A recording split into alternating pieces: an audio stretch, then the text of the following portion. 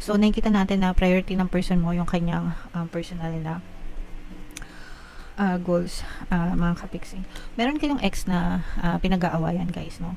Parang meron kayong isa sa mga naging ugat ng mga relasyon nyo, ng mga pag-aaway nyo is parang ex, no? It's either ex mo na pinagsaselosan niya or ex niya na pinagsaselosan nyo, mga kapiksi. So, isa yun sa mga naging ugat ng inyong pag-aaway or kumbaga pagkakahiwalay nyo.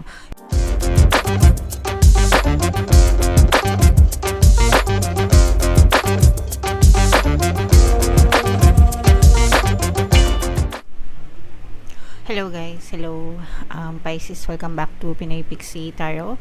Ang pamagat ng episode natin for tonight is silip sa pag-ibig, kapalaran, love life reading, mga kapixie para sa Pisces, Sun, Moon, Rising sign in Venus. Kapag love life reading, guys, pwedeng mapick up yung energy nyo, pwedeng mapick up yung energy ng person nyo, pwedeng magkabaliktad yung roles, mga kapixie. If in case hindi kayo naka-resonate, try nyo panoorin yung video dun sa zodiac sign ng person nyo.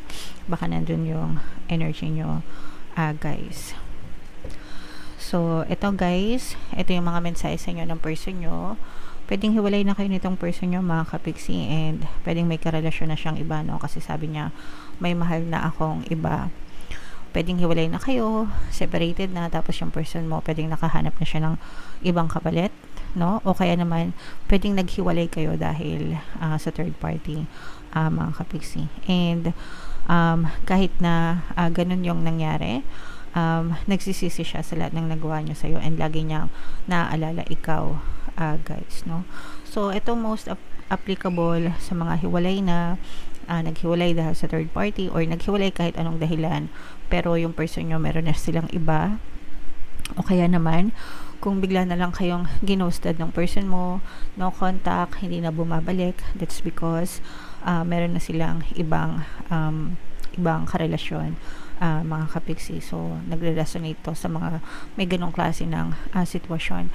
Pero kahit na hiwalay na kayo, or kahit na no contact kayo, hindi kayo nagkikita, hindi na kayo nag-uusap, yung iba sa inyo parang left hanging, walang closure, mga kapixie.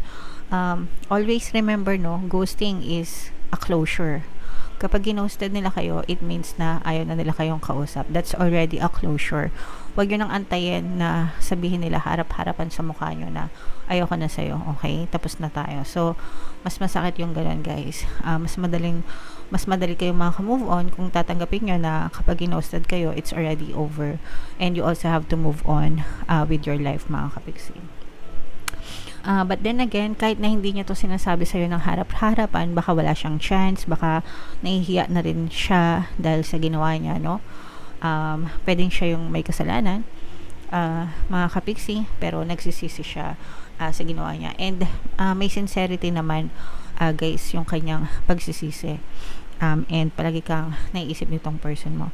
So, especially guys, kapag nakikinig kayo nung pampabalisa, pampakonsensya, subliminal natin, sometimes hindi natin naririnig sa kanila kasi they have to process those emotions, mga kapixie. They have to process their thoughts, no? Kapag pinapakinggan nyo yung, let's say for example, pampabalisa subliminal, no? Pampakonsensya subliminal, tapos wala kayong nakikitang epekto, it doesn't mean it's not working. Kasi sa end nila, kahit hindi nyo sila nakikita, nakakausap, balisa yan. Palagi nila kayong naiisip, palagi nila kayong naaalala. And nakakonsensya sila, no? Kagaya nga nito, nagsisisi ako sa lahat ng nagawa ko. Nakakonsensya sila deep inside, no? It's just that sometimes na hindi nila kayang i-process yung emotions na yon, your thoughts na yon, kaya hindi sila makapag-reach out sa inyo kasi it's either natatakot sila, baka ratratin nyo, ganyan, or baka sobrang nahihiya. But it doesn't mean it's not working. So, when you listen to my subliminals, guys, have faith, it's always working, mga kapixie, because they do work talaga. Okay? So, yeah, comment down below if feeling nyo naka-resonate kayo dyan, Pisces. Tingnan natin yung ganap sa inyo ngayong, sa love life nyo ngayong January, guys. Habang sinashuffle ko to, panoorin nyo muna yung video natin regarding sa ating paano mag-manifest ng abundance video course. Kapiksi, sawa ka na ba sa mga struggles at hirap sa buhay mo? Masipag ka ba at masikap sa buhay ngunit hindi ka pa rin umaasenso? Ilang beses ka na bang nag-attempt mag-negosyo at mag-invest pero palagi ka pa rin nalulugi? Sa pagkakataon na ito ay maaaring may subconscious beliefs ka na nagiging balakid sa iyong pag-unlad at pagyaman. Introducing, paano mag-manifest ng abundance video course. Dito ay matututunan mo ma-overcome ang mga balakid mo para tuluyan ka ng umunlad, umasenso, sumagana, maging matagumpay, successful at maswerte sa iyong kabuhayan, pera, trabaho, negosyo sa labi at kaperahan ng bonggang-bongga. Dali, mag-send na ng email sa pinoypixie@gmail.com at simulan na ang iyong pagyaman ngayon. Alright, so sa lahat ng gusto mag-avail ng course guys, yung promo natin ngayong January, magbibigay tayo ng 10% discount until January 31 guys, kaya mag-avail na kayo. And meron din tayong bagong course, paano mawala ang third party at magkaroon ng harmonious na relationship para mawala yung mga kabit ng mga jowa nyo guys. 10% discount din yan until January 31. Avail nyo na mga kapitsin. Pisces, kayo ay na-represent ng King of Cups sa ating spread mga kapiksi. Meron ditong presence ng another water sign, Cancer, Pisces, Scorpio, tsaka earth sign, Capricorn, Taurus, Virgo. For some of you, pwedeng may ganyan kayo sa inyong natal chart or you may be dealing with yung person nyo. Maaring ganyan yung kanilang sign mga kapiksi. So dito nakikita natin yung mga conflict nyo sa relasyon mga kapiksi. At saka parang kumbaga parang nakilala nyo na itong person nyo, na nalaman nyo na yung totoong ugali nila, nalaman nyo na yung totoong gusto nila, and lumalabas dito mga kapiksi na hindi kayo priority ng person nyo kasi mas importante sa kanila yung finances, personal goals nila, very career oriented mga kapiksi. Ibig sabihin baka mas inuuna nila yung trabaho nila or yung negosyo nila or kung ano man yung source of income nila. For some of them, marami silang ambisyon sa buhay mga kapiksi, kaya parang feeling mo masyadong malaya itong person, parang hindi mo nararamdaman sa kanya yung commitment guys. Okay, and pero naiisip kayo nitong person mo, or actually iniisip nito na kumontak sa inyo mga kapiksi. Gusto niya magkaroon ulit ng communication, yung mga gusto niya mangumusta sa inyo guys, no? Gusto ng person mo na mangumusta sa inyo, pero nandun din yung nag-hold back siya sa kanyang nararamdaman kasi pag kinumusta mo siya, parang kinumusta kanya, parang hindi niya rin alam kung anong sasabihin sa'yo, and kapag nanghingi ka ng explanation ganyan, parang hindi niya rin ma-justify yung kanyang act, no?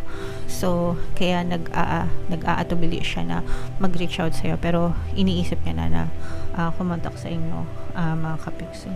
So nakikita natin na priority ng person mo yung kanyang personal na goals mga kapiksi. Meron kayong ex na pinag-aawayan guys, no? Parang meron kayong isa sa mga naging ugat ng mga relasyon nyo, ng mga pag-aaway nyo is parang ex, no? It's either ex mo na pinagsaselosan niya or ex niya na pinagsaselosan nyo mga kapiksi. So isa yun sa mga naging ugat ng inyong pag-aaway or kumbaga pagkakahiwalay nyo. And for some of you naman, parang yung person mo binalikan yung ex niya, no? Yung sinasabi niya na may mahal na akong iba, pwedeng bumalik itong person mo dun sa ex niya. Mas pinili niya na bumalik siya dun sa kanyang nakaraan kesa sa magpatuloy ng relasyon sa inyo. And one of the reasons is pwedeng trap pa siya dun sa kanyang feelings dun sa ex-person niya, at saka yung iba sa kanila merong baby, may anak guys, kaya medyo matimbang sa kanya yon, and para sa kanya parang mas priority niya yun, parang mas gusto niyang bigyan ng chance yung sarili niya na maging magulang dun sa anak niya kung meron silang anak mga kapiksi, no? So yeah, yun yung nakikita nating story dito Pisces, although hindi naman siya magre-resonate sa lahat guys, but if in case na naka-resonate kayo and love story nyo to, comment down below mga kapiksi, kaya kanya-kanya naman kayong story guys. Okay, so yeah, tingnan natin yung additional na message, love message para sa inyo mga kapiksi. Kapag ganito yung sitwasyon guys, especially if meron ng ibang tao na involved, no, much better to let go para hindi na kayo ma-stuck guys, kasi yung iba sa inyo na-i-stuck kayo dahil sa wala kayong closure, no, walang malinaw na closure, parang hindi nyo rin matanggap mga kapiksi, especially if na-reject kayo or you've been replaced, no, parang pakiramdam nyo pinagpalit kayo.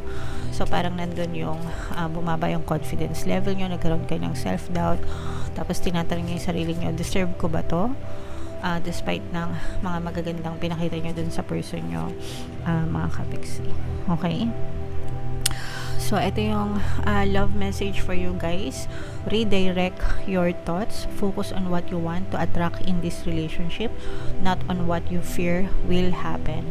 So, pagdating sa relasyon guys, this is a general message for all, whether naka-resonate kayo dito sa message na to or dito sa love reading na to or hindi. Pero pagdating sa love message, ito yung mensahe sa inyo. So, always focus on what you want to happen in your relationship, mga kapiksi. What you want to see dun sa person nyo, what you want to experience dun sa relationship nyo, dapat yun yung palaging fino-focus nyo ng attention para yun din yung ma-push out sa inyong physical reality. So, pagdating sa relationship, yung mga affirmations na pwede nyo sabihin, okay na okay kami ng person ko, harmonious yung relationship namin, nagkakasundo kami, never kami nag-aaway, hindi kami nag-aaway, pag nag-aaway kami, siya palagi nagsasorry sa akin, yung mga ganon, marunong siyang magpakumbaba, very loving, very sweet, very caring ng SP ko, swerte ako sa relasyon, di ba? Ganon dapat yung palagi nyong sinasabi, guys, and you do it daily para sa maintenance, kumbaga, mga kapiksi, no, kung gusto niya talaga ng very harmonious na relationship from start to finish, mga kapiksi, dapat palaging ganon yung inyong pattern of thoughts. And it's okay kung, let's say for example, hiwalay na kayo, wala na kayong person ngayon, di ba? Kapag naka-attract kayo ng bagong relationship or if ever naman na magkaroon kayo ng bagong relasyon in the future, make sure na nag-affirm kayo good affirmations for harmonious relationship para hindi nyo na ma-experience yung mga past negative na nangyari sa mga past relationship nyo. Okay? So, yan yung sikreto para magkaroon ng harmonious na relationship. Of course, kasama yung prayers. Of course, kasama yung physical effort A for effort effort, no, sa inyong physical reality, and of course yung positive mental diet, guys. Alright, so yeah, pwede kayong makinig ng mga relationship subliminals natin, guys. Libre lahat, sagot ko na yung mga affirmations, papakinggan nyo na lang, basta iwasan yung magnega pag nakikinig ng subliminals. Okay, comment down below if naka-resonate kayo, guys. Ito yung ating playlist para sa Pisces. For more Pisces readings, ito naman yung ating success stories ng paano mag-manifest ng abundance video course. Click here to subscribe, guys. Ito yung ating mga relationship subliminals. Thank you for liking, sharing, and subscribing. See you next time. I love you all. Have a nice day. Bye-bye.